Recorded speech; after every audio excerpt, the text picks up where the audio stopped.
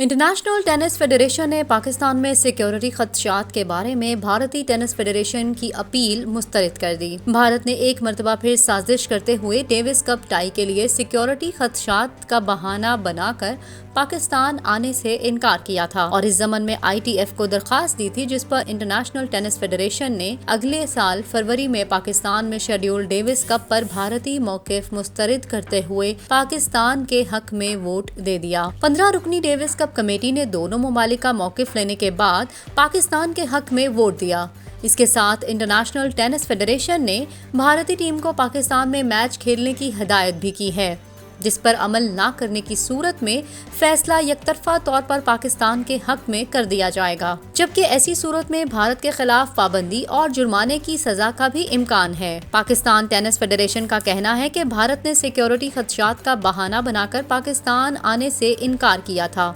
ताहम पाकिस्तान वफद ने भारतीय मौक़िफ़ को मानने से इनकार कर दिया था। वाज़ेह रहे कि भारत और पाकिस्तान के दरमियान डेविस कप टाई मुकाबले फरवरी के पहले हफ्ते में शेड्यूल्ड हैं। इससे कबल गुज़िश्ता बरस भी पाकिस्तान और भारत के मबैन Davis Cup Asia Oceania zone group 1 की टाई सिक्योरिटी वजूहात के बिना पर न्यूट्रल वेन्यू पर मुंतकिल कर दी गई थी, जिस पर पाकिस्तान के टॉप प्लेयर अकील खान और एसामुल हक ने टाई का बाइकआउट किया था।